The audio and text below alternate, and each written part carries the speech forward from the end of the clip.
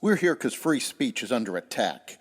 We're here because people are being convinced that socialism works.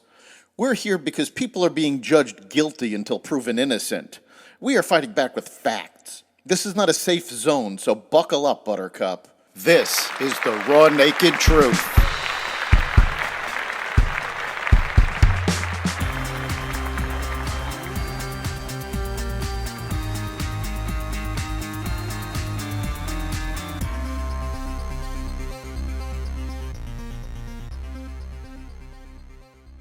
Welcome to the Raw Naked Truth. I'm your host, Eric Lopkin. And with me for this Wallet Watch episode is Chris Calandra from Elliott Wealth Management. Chris, how you doing? I am very good, although the world is as crazy as ever, I think. It really is. Market volatility's been all over the place. We had one day last week where things shot up and then we lost all of those gains and more the following day. Yes. Tell us what's going on. That was so disheartening, by the way, to see a great day only followed by an equally bad day. You know, I think the country seems to be feeling like almost a feeling of foreboding. I think the country clearly is COVID hanger. We have inflation, we have rising interest rates, we have the conflict in the Ukraine and the risk of that spreading. This is all culminated in fears of a recession. In fact, last quarter, the economy shrunk a little surprisingly. So we might already be in a recession and not know it. I think additionally, there's unhappiness in DC with our politicians. I know this isn't a political show, but the polling of the Biden administration is very bad. So there's a lack of confidence in the leadership at the top. And it's not just Republicans, it's independents and a decent amount of Democrats too. So all of this has created this environment this year where there's just so much negativity. And the markets, the stock market and the bond market, most major markets have had a very, very rough time of it this year. As an example, Eric, the first quarter was the first time in US history where the stock market and the US Treasury market went down by more than 5% in the same quarter. What that's telling you is that there's not much working and there's not a lot of places to hide in the investment world. There are exceptions to that. Commodities have done well, energy has done well, but by and large, everything is getting beaten up. So this is a good time for investors to review their plan, make sure that it is well designed, consistent with your personal goals and objectives. At times like this, it's wise to avoid emotional decisions. Those often turn out not to be good ones. And keep an eye to the long term. I don't know, I don't have a crystal ball, but history demonstrates that periods like this, turmoil, downturns in the market, are followed by resurgent periods, bull markets, periods where the markets do very, very well. So a lot of times it makes sense to hang in there, not in all instances, but it's a pretty good general rule. So that's my quick summary. How's that sound? Sounds good. Yeah, obviously everybody needs to take a look at their own individual circumstances before making a decision. But you said something that was really interesting about the polling numbers and COVID fatigue.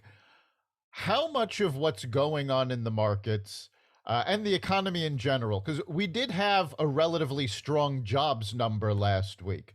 So Yes. how much of what's going on is due to macroeconomic factors, and how much of it is psychology and just people looking at this like, oh my God, things are terrible, and they're getting scared?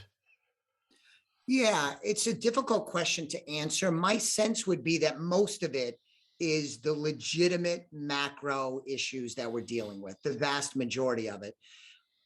But that is coupled with many of these difficulties. A lot of people, including me, believe that the administration either created or contributed to. I would not give them high marks on dealing with any of these difficult things. So then the other piece that's coupled with the major part being the macroeconomics is that the American people might not have a lot of confidence that this administration is going to be effective in finding solutions and working through these difficult things. And that only adds to the negative sentiment we're thinking about right now as Americans. So most of it's macro, but if you have leadership that you have faith in, that you believe can lead through difficult periods, it makes those difficult periods a little bit better. And then you get some positive psychology out of it that is beneficial. I think we're actually getting the opposite of that. Yeah, it's very clear. I mean, all of the polls have Biden underwater on just about everything, topic wise. So the American people clearly do not have confidence in him. And I think any confidence they may have is undermined every time they go to fill up their gas tank, every time they go to the supermarket, and they're hit with these higher prices. Yes, it is very much, and we've talked about this on your show, and I've talked about this a lot on my show, the Simply Financial podcast. People don't need the inflation story to be explained to them. They don't need the media talking heads. They don't need a politician. They see it every day, constantly. The grocery store, restaurants, filling up their gas tank, trying to hire people to work at their home to fix things. It is ever present. And people are feeling that pain in a very real way. And they get it. They get it. And that's different than a lot of other issues like what to do in the Ukraine.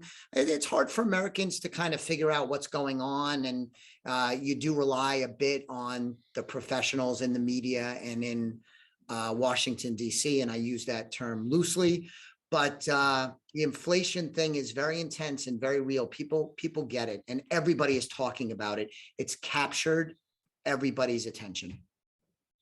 Well, it's hard not to, because it's right in front of people. Most political issues, the southern border, Ukraine, if you don't turn on the news, if the news isn't covering it that day, it doesn't seem as bad because it's, sort of out of sight, out of mind. Inflation is with you constantly. Every time you buy something, every time you have to go to the store, every time you can't find something at the store.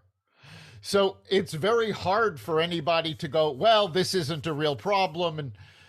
And people believe, people don't believe them when they say that. So yes, the inflation numbers are going to be top of mind because it hits everything you do.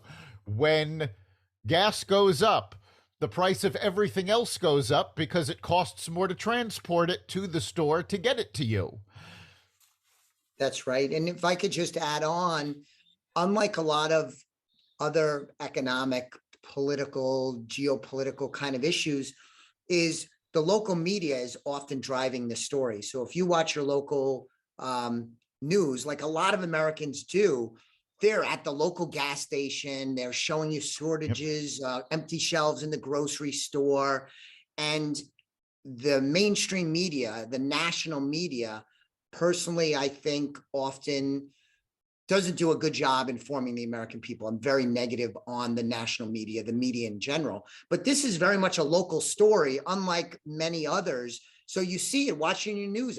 They're always talking about gas prices today, how much it's going to cost to travel on Memorial Day, showing you how flights are expensive, all of these different things. The local media is also helping to drive the story in a way that other stories may not be, with the national media maybe manipulating what they communicate to the American people.